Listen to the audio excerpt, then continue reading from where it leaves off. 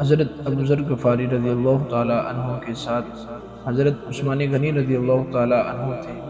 ایک تو حضرت عثمان بن عفان رضی اللہ تعالیٰ عنہ ہیں، اور یہ اور صحابی ہیں، کہتے ہیں کہ ہم اکٹھے جا رہے تھے کہ راستے میں ایک درخت آیا جس کی ایک شاخ لٹک رہی تھی، جس کے اوپر زرد پتے تھے۔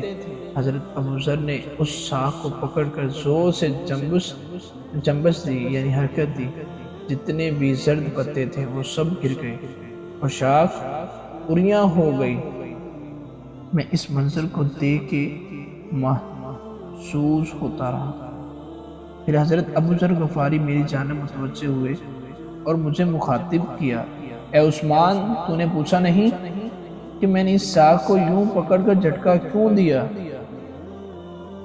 تو کہتے ہیں میں نے کہا، پھر آپ بتا دیں کہ آپ نے جھٹکا کیوں دیا؟ اللہ اکبر۔ کہا، ایک دن میں حضور صلی اللہ تعالیٰ علیہ وآلہ وسلم کے ساتھ جا رہا تھا تو راستے میں ایسا ہی ایک درخت آیا اور اس کی شاخ تھی جس پر زور دیتے ہوئے تھے، جس پر زرد پتے تھے۔ آقا کریم صلی اللہ تعالیٰ علیہ وآلہ وسلم نے اس کو پکڑ کر حرکت دی، پتے یوں ہی جڑ گئے۔ میں اس منظر کو دیکھ رہا تھا۔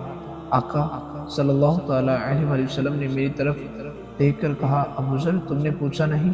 اے ابو ذر، تم نے پوچھا نہیں کہ میں نے شاخ کو حرکت کیوں دی؟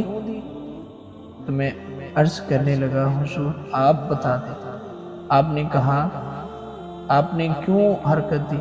تو کہا، اے ابو ذر، جس طرح میں نے شاخ کو حرکت دی اور سارے پتے جڑ گئے، اس طرح جب کوئی بندہ نماز کے لیے کھڑا ہوتا ہے تو اس طرح اس کے سارے گناہ جڑ جاتے ہیں۔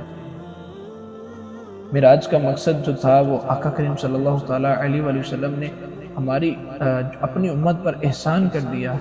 آقا کریم صلی اللہ تعالیٰ علیہ وآلہ وسلم نے معراج کی رات جو خاص چیزیں دیکھی اور امت کو بیان فرما دی، اور معراج کا مقصد تھا اپنے محبوب کو بہت کچھ سکھانا اور سب سے بڑی دولت اپنا دیدار کروانا۔ اب جو نماز نہیں پڑھتے ان کی کیا سزا ہے؟ حضور صلی اللہ تعالیٰ علیہ وآلہ وسلم نے جنت دوزخ کا مشاہدہ کیا تو حضور صلی اللہ تعالیٰ علیہ وآلہ وسلم نے کچھ لوگوں کو دیکھا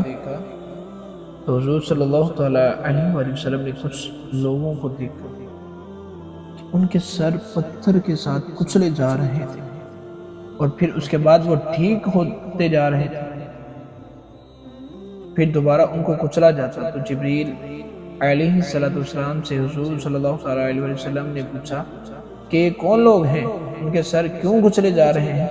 تو جناب جبریل امین نے عرض کی، حضور یہ وہ لوگ ہیں جن کے سر نماز کی وجہ سے بوجھل رہا کرتے تھے اور آج ان کو یہ سزا دی جا رہی ہے۔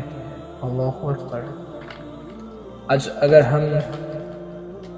اگر ہم نماز نہیں پڑھتے تو ہمیں غور کرنا چاہیے کہ کیا قیامت والے دن بروز قیامت محشر میں ہم یہ سزا برداشت کر سکتے ہیں؟ اللہ اکبر۔ تو نماز سے سروں کو بوجھل رہنا یہ اس قدر کبھی امر ہے کہ قیامت کے دن اس کی سخت سزا ہوگی۔ آپ نے علماء سے سینکڑوں مرتبہ یہ سنا ہوگا، ان اول ما یحاسب به العبد یوم القیامت من عمله صلاۃ۔ قیامت کے دن بندے سے سب سے پہلا سوال نماز کا ہوگا۔ اگر پہلے سوال کا جواب ہی نہ آیا تو اگلی بات تو پھر بعد کی بات ہے۔ اس لیے ہمیں قصد کرنا چاہیے کہ نماز نہیں چھوڑیں گے۔ اللہ پاک کہ محبوب علیہ السلام نے بار بار نماز کی طرف رغبت دلائی۔ قرآن پاک میں بھی نماز کا 700 سے زیادہ مرتبہ حکم ہے، تو اس لیے ہمیں چاہیے کہ نماز کی پابندی کیا کریں، دکھ سکھوں میں بدل جائیں گے، اللہ پاک آسانیاں ہمارے لیے پیدا فرما دے گا، رزق میں برکتیں آ جائیں گی، گھر میں جو امن کا گہوارہ ہے وہ بن جائے گا۔ اللہ پاک مجھے اور آپ کو پنجگانہ نماز پڑھنے کی توفیق عطا فرمائے، آمین بجاہ نبی کرام۔ وآخر دعوانا ان الحمد للہ رب العالمین۔